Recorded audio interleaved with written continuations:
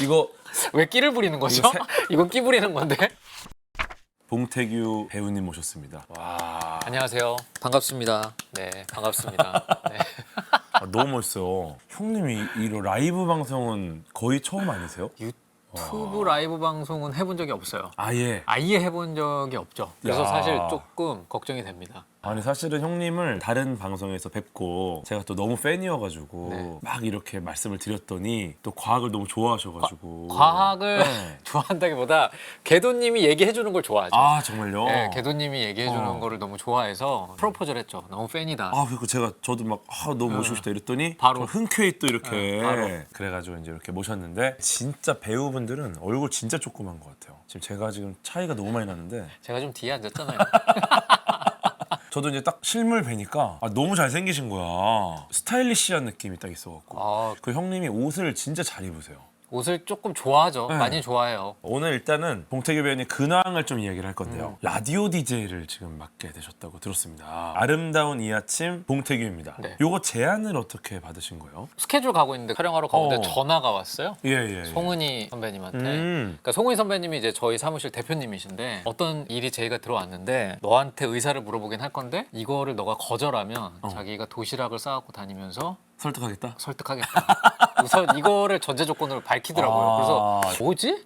했는데 라디오 DJ가 섭외가 들어왔다는 거예요. 근데 원래 제가 일전에 2005년 예, 그쯤에 라디오 DJ를 MBC에서 했었어요. 음악도시 후임으로 제가 했는데 6개월 만에 이제 6개월만 하고 그만뒀었어요. 그래서 라디오 DJ에 대한 그런 아쉬움이 있었는데 SBS 107.7에서 아침 9시에서 11시까지 하는 아우 그 황금 시간대인데? 네, 그래서 그 나는 그럼 시간이- 무조건 하겠다. 나를 설득하지 않아도 된다. 했는데 하고 나서 알았어요. 김청한 선배님이 되게 오래 하셨다는 걸.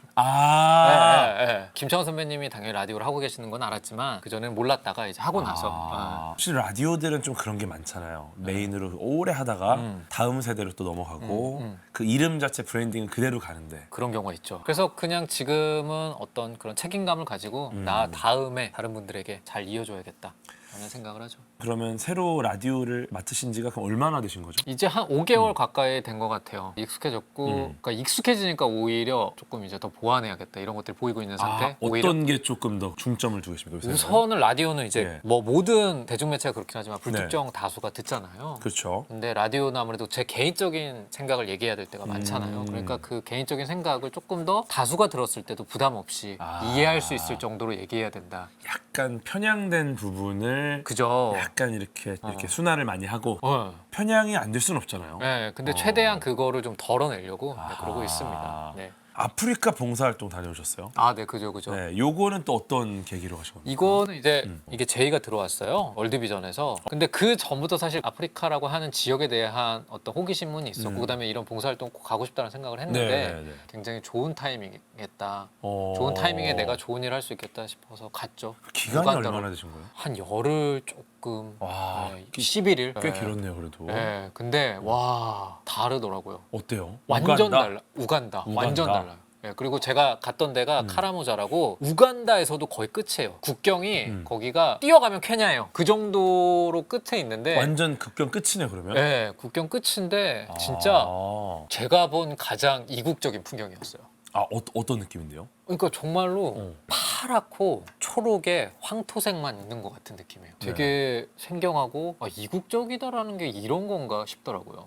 그래서 저는 네, 나의 삶을 기회가 되시면 사실 종교적이고 그런 걸 떠나서 한 번쯤 다 가시면 좋겠다라는 생각을 해요. 모두가. 지금 또 새로운 영화 준비 중이시죠? 지금 다 찍었고요. 이미 완료가 됐고요. 네, 예. 고당도라는 작품이고요. 고당도. 요거 공개가 좀 가능한가요? 뭐 간단한. 뭐. 네, 그럼요. 이게 예. 이제 연명 치료라고 하죠. 이제 뇌사 상태에 빠져 있는데 예. 가족의 동의하에 이거를 이어나갈지 네. 중단할지. 네, 근데 이제 강말금 배우는 간호사로 나오는데 본인의 병원에서 아버지를 영명 치료를 하고 있고 저는 그 강말금 배우의 동생으로 나오는데 빚을 많이 지고 연락이 두절된 누나에게 연명 치료하는 아버지를 떠넘기고 연락을 뚝 끊어버린 그러다가 이제 아버지가 연명 치료를 그만둬야 될지도 몰라라는 소식을 받고 굉장히 오랜만에 돌아온. 그 병원을 찾아가요. 찾아온 이유는 하나겠죠. 돈이 없다 보니까 장례식 비용으로 들어오는 그거라도 좀 조의금을 어떻게 이렇게 좀. 조금 그래도 그래도 그거라도 좀 챙겨서 아. 빚을 갚으려고. 예. 근데 실수로 아버지가 돌아가시지 않았는데 아버지가 돌아가셨다는 문자를 부잣집의 보내요. 친척에게 보내게 돼요. 그래서 장례를 가짜로 치르게 되는 상황이 벌어집니다. 아, 돈이 들어와야 되니까. 네. 아. 그래서 이거 한 번만 속이자. 되게 휴먼인 줄 알았는데 재미 요소가 있는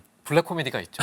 휴먼도 있고 블랙 코미디가 있죠. 장르가 전혀 다르네요. 기대되는 거랑. 네네네. 이제 그렇게 되면서 시작되는 얘기예요. 그러면 이게 고당도라는 그 뜻은 뭐예요? 그게 이제 말 그대로 그 고당도라는 뜻도 있고요. 저희 영화에서 이 감이 굉장히 중요한 매개체로 나오거든요. 이게 또 이제 영화를 보시면은 네. 무슨 의미인지를 알게 네, 되는. 네, 그래서 완성은 다 했고요. 빠르면은 영화제에서 먼저 접하실 수도 있고 오랜만에 연기하면서 이제 제가 굉장히 그동안 뭐 펜트하우스라든지 예, 또 센 네 그런 것만 했잖아요. 뭐 강력한 게 많이 나왔죠. 사람을 묻는다던가. 예, 예. 무시무시한 거 많이 봤죠. 네, 근데 그런 게 아니라 정말 생활 밀착형 캐릭터 동생으로 나오거든요. 제가 그 강맑은 누나와 그 약간 안쓰러운 캐릭터. 그죠 삶의 거의 끝자락에 아하. 네, 그래서 치열하게 연기했습니다. 네, 네, 아직 검색은 안 나옵니다. 지금 아직 네, 개봉된 네. 작품이 아니기 때문에 네, 네, 네. 지금 저희가 조금 빨리 소식을 들어본 네, 겁니다. 네, 네, 네. 촬영이 끝났기 때문에. 네. 또 나와야죠. 그 개봉하면 개봉할 때쯤. 아, 그러네요. 우리 형님 연기 자체가 연기인지 실제인지 모르겠어. 그러니까 너무 리얼해. 그렇게 하고 싶죠. 그렇게 하려고 추구를 하고. 현실적인 느낌. 네, 그래서 진짜 같은 건 뭐지에 대한 고민을 계속하죠. 그래서 아마 악역을 하셨을 때도 임팩트가 엄청 강했던 것 같아요. 리턴이라는 작품 있잖아요. 네, 거기서 재벌로. 진짜 쓰레기 네. 같은. 완전 쓰레기죠. 네, 완전 쓰레기죠. 네. 그거 할 때 제가 그 생각을 했어요. 진짜 나쁜 거, 진짜 무서운 건 뭐지? 근데 일상에서 아예 무례한 사람 있죠. 왜냐면 거기서 그 학범이란 캐릭터 우선 다 반말하거든요. 그 무례한 이유가 자기가 단 한 번도 어떠한 물리적인 폭력이나 이런 거가 경험해보지 않은 거예요. 그러니까 상대방에게 이걸 가했을 때 이 정도가 어떤 건지 모르는 거예요. 학범이. 나는 당해본 적이 없으니까. 없으니까. 그래서 일상에서 벌어지는 그런 폭력들을 리얼하게 보여줬을 때 그게 사람들한테 되게 무섭게 다가갈 거라고 생각을 했어요. 그게 사실 굉장히 현실적이잖아요. 그쵸. 일상에서 그냥 아무렇지도 않게 벌어지는 폭력. 맞아요. 그래서 학범이 연기할 때 그 생각을 되게 많이 했어요. 뒤에 이제 오늘 이 악역 연기에 대한 얘기 좀 있는데 네. 야, 말씀을 드리니까 너무 재밌네요. 이거. 뒤에서 좀 더 이야기를 네. 나눠보겠습니다. 그리고 이제 재밌는 게 에세이를 쓰시는 아, 그죠. 글 쓰는 것 자체가 좀 재미가 있으신가요? 어떠세요? 계기는 그냥 압축해서 말씀해드리면 한 20대 후반부터 안 좋은 일이 굉장히 많았어요. 몸도 아팠고 그다음에 아버지가 갑자기 사고로 돌아가셨고 그다음에 뭐 일도 잘 안 되기도 했고 그러면서 정신적으로 마음적으로 굉장히 힘들었어요. 악플에 시달리고 막 이런 것들이 사실 이제 지금도 그렇지만 안 좋은 얘기 악플이라고 하는 건 저는 이제 평생 따라다니는 거라고 아니, 생각하거든요. 악플은 무조건 있어요, 저거. 네. 그래서 아무튼 뭐 그런 일들이 있다가 어쩌면 내가 연기를 못할 수도 있겠다는 생각을 했어요. 연예인은 너무 진짜로? 힘들어서. 왜냐면 이게 노출되는 게 너무 두렵더라고요. 아, 사람들한테 이런 얘기 안 들어도 될 이야기들이 그거 나오니까. 너무 무서웠어요. 그래서 카메라 앞에 다시 서는 게 무섭고. 맞아요. 근데 그때 사실은 이제 막 우울증, 공황장애 뭐 이런 것들이 엄청나게 심하게 와서 뭐 약도 많이 먹고 했는데 이 무서워 진짜. 그때 근데 굉장히 살아야겠다라는 생각도 같이 오더라고요. 너무 죽을 것 같은데. 그래서 무얼 할 수 있을까 하다가 예. 우선 몸을 움직여야 되더라고요. 그럴 때는 자꾸 동굴 속에 들어가니까 맞아. 내 몸을 끄집어내서 걷고 그 다음에 했던 게 뭐였냐면 안 해본 걸 해야지 이제 뇌에 자극이 올 거라고 생각했어요. 내가 안 해봤던. 그동안 많이 안 해봤던 거. 요게 좀 잘못 가면은 나쁜 행동으로 가거든요. 아, 요게 왜냐면 안 해본 걸로 가다가 아무나 해볼 수 없는 걸로 가는 경우가 있어요. 그게 이제 미국 영화에 많이 나오는 거잖아요. 그러니까 방향을 조금 잘못 잡으면은 다행히 저는 그 생각을 안 하고 독서를 생각보다 많이 안 했더라고요. 내 인생에서 오. 방향을 잘 잡으셨네 그래도. 그래서 그러면 어. 독서를 해보자 해서 처음 만난 책이 근데 되게 좋았어요. 어떤 거였어요? 그 다자이 오사무의 인간 실격이라고. 그 근데- 유명한 책인데 또. 근데 그 주인공하고 제 처지가 뭔가 되게 비슷하게 왜냐면 거기 그 인간 실격의 주인공은 굉장히 유약하고 어떤 항상 죽음과 맞닿아 있고 비관적이고 막 그런 게 있잖아요. 근데 그 당시에 저와 굉장히 맞닿아 있었어요. 그래서 책 한 권을 후룩 읽으니까 그 다음에 읽어주고 하면서 독서 근육이라고 하잖아요. 습관 같은 게 생기는 거죠. 그래서 책을 닥치는 대로 읽기 시작하면서 갑자기 진짜 어이없게 어차피 배우를 못할 수도 있겠다는 생각을 했다고 했잖아요. 그럼 글을 쓰면 되겠구나. 글을 쓰자. 근데 이거 베스트셀러야? 아니야 그런 나도 건 아니야. 쓰겠는데, 이거? 아니야, 그런 생각은 아니었어요. 그냥 글을 쓰고 싶다고 생각했어요. 그래서 그냥 쓰면 안 될 것 같아서 예. 제가 알고 있는 공연 잡지에 제의를 했어요. 또? 그림을 그리고 예. 글을 쓸 테니까 공연 에세이를 한 꼭지만 달라. 근데 나쁘지 않은 제의잖아요. 그렇죠, 그렇죠. 원고료는 진짜 조금만 줘도 된다. 어. 근데 이게 중요했던 게 뭐냐면 어떤 일을 할 때 금전적인 어떠한 책임감이 부여돼서 내가 할 수 있는 동력을 만드는 거. 작은 단기 보상이 되게 중요해요.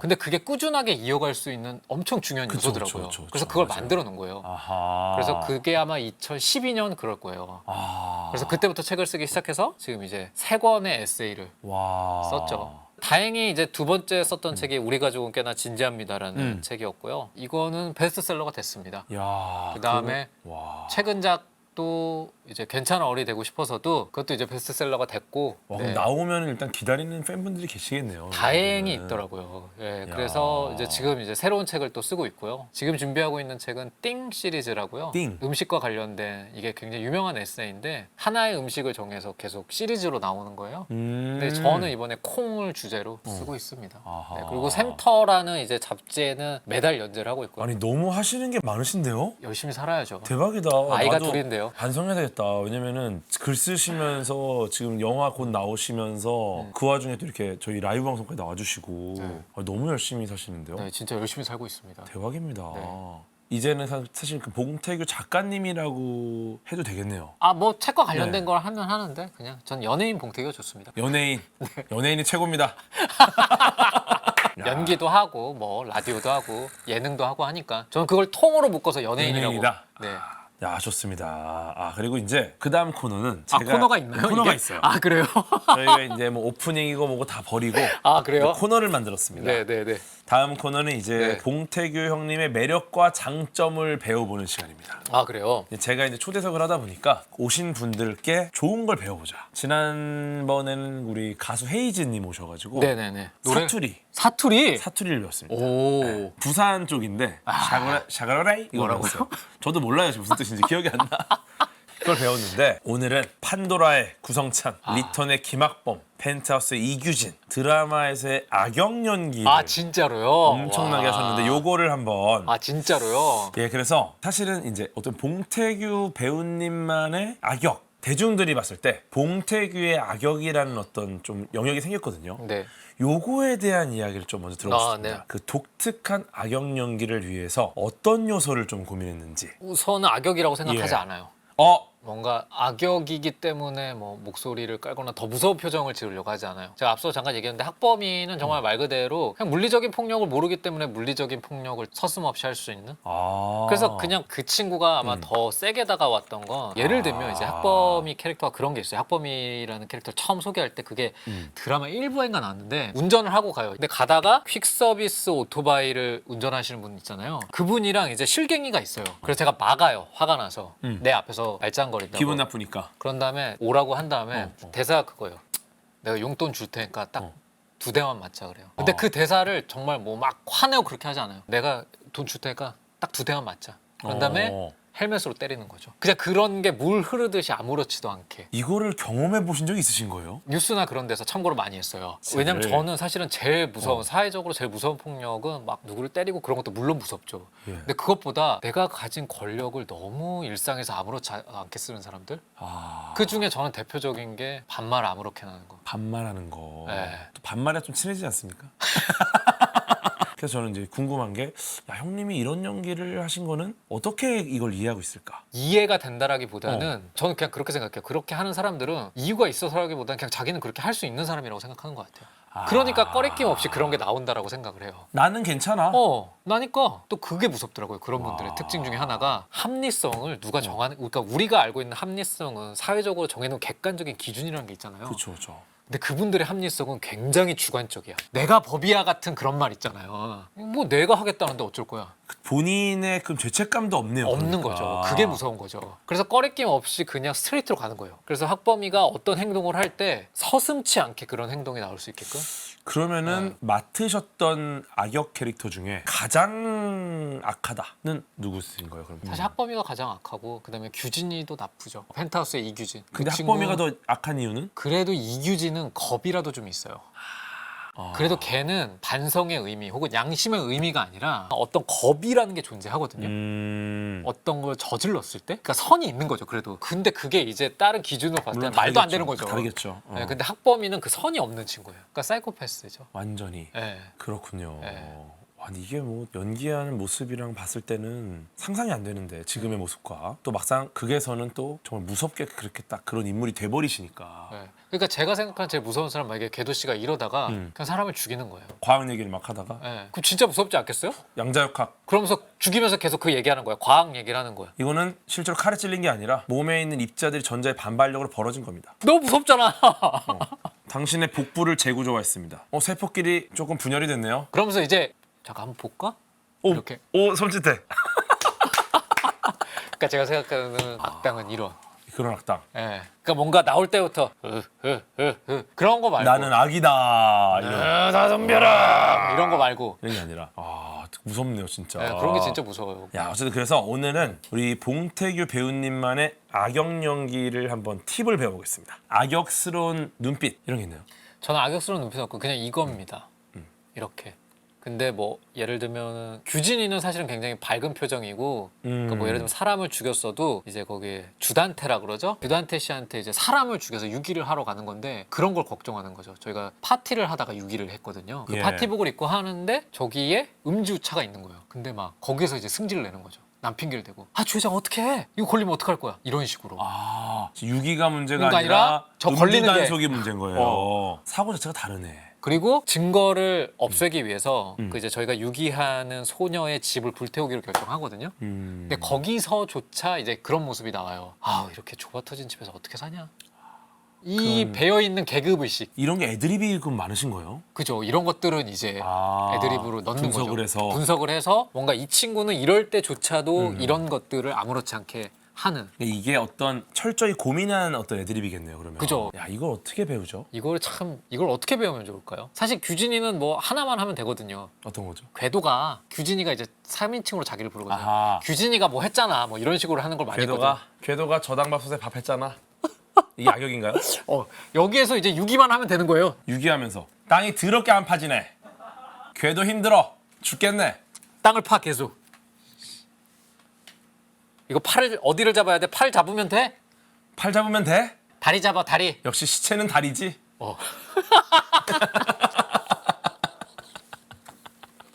근데 여러분 이게 저희가 웃으면서 하는데 어렵다. 실제 이렇게 유기를 한다고 생각을 해보세요. 진짜 근데 사람을 죽이는 상황에서 이러면 되게 무섭긴 하겠다. 그래서 저는 그 규진이 할 때는 그런 의외성을 계속 뒀어요. 그 학범이 할 때는 그때도 시체를 유기했거든요, 친구들이랑. 근데 그게 아는 누나였어요. 그 악인 4인방이 예. 그래도 한 번쯤은 어렸을 때 좋아했던 누나를 유기하는 거였거든요. 근데 그 유기할 때 제가 그 누나를 이렇게 우리가 판 구덩이에 넣으면서 아휴 미진이 누나 그래도 내 첫사랑이었는데 에휴 그걸 보면서 그 이상한 생각 하는 거예요. 어렵다. 이거 어떻게 해야 되지? 그러니까 아니 사투리가 쉬웠다. 그러니까 내가 해본 걸 하는 게 훨씬 쉬운 것 같아요. 그러면 시체 유기를 실제로 해보시는 건 어떤가요? 궤도 씨가요? 저는 바퀴벌레 시체도 유기를 못합니다. 진짜요? 너무 무서워서. 그러니까 책으로 덮어놓으면 이걸 열지 못해요. 슈레딩거의 바퀴벌레. 여는 순간 살아날 것 같고 근데 바퀴가 잘 안 죽긴 하는 거 아니죠? 안 죽죠. 그래서 그때 진짜 조심해야 되잖아요. 바퀴는 휴지를 우리가 무서우니까 이만큼 해서 눌러. 근데 막 나는 이거 못해. 저 온 이거 힘을 못해. 다해서 해. 와. 휴지를 뭉쳐서. 근데 딱 되면 바퀴가 사사사사 움직이지. 그거 좋은데요? 생각을 해보세요. 이런 사람이 있는 거야. 바퀴벌레 이렇게 잡아서 웃으면서 이걸 으깨는 거야. 너무 징그러운데요? 그러니까 막 이렇게 그러면서 웃는 거야. 이렇게. 웃어. 아하하하하. 쓱.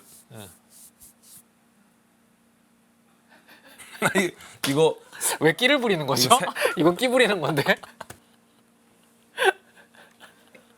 파바바박 터지고 있어 지금 막. 외골격 터지는 소리. 어우 생각해도 무섭다 근데 바퀴벌레. 좋습니다.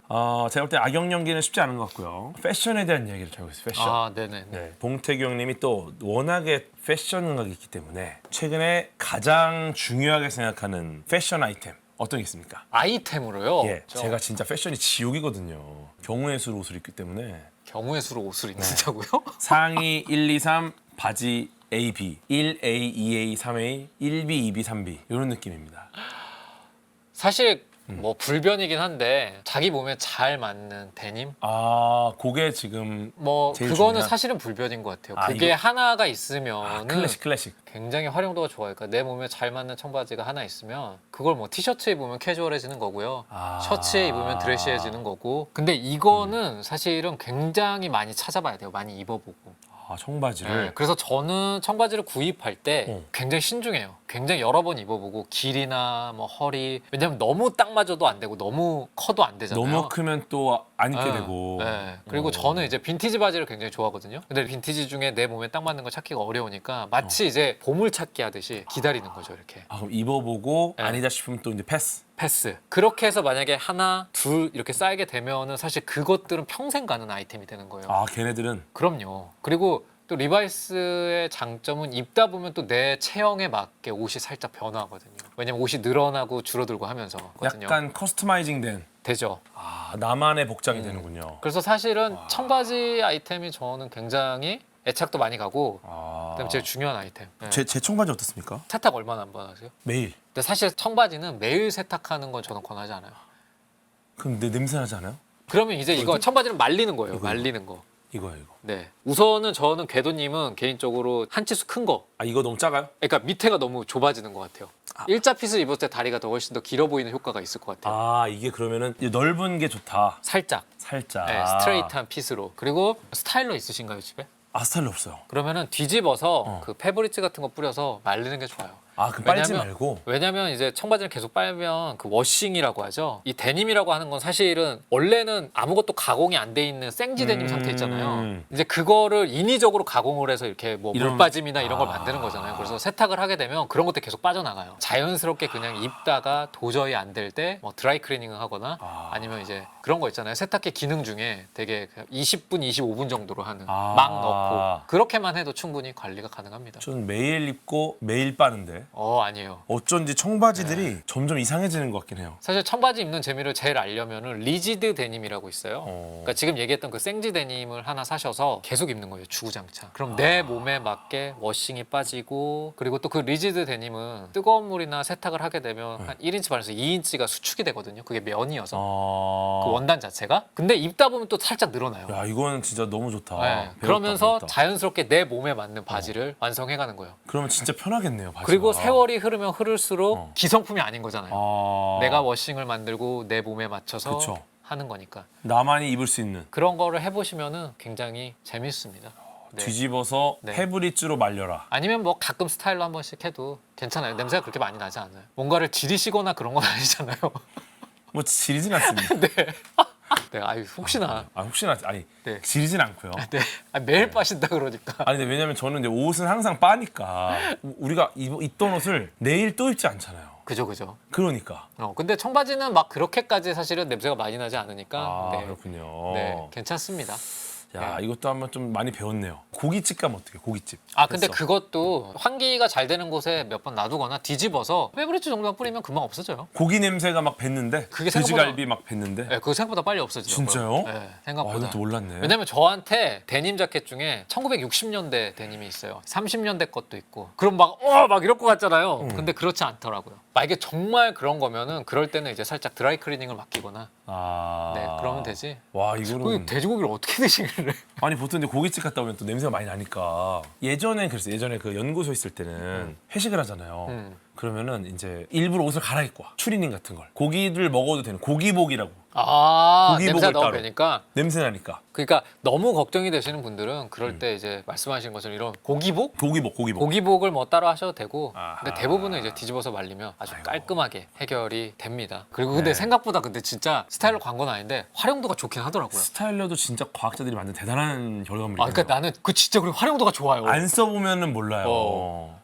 스타일러 쓰세요? 없는데 가끔 제가 지방 일정이 있을 때 그 모텔을 갈 때가 있어요.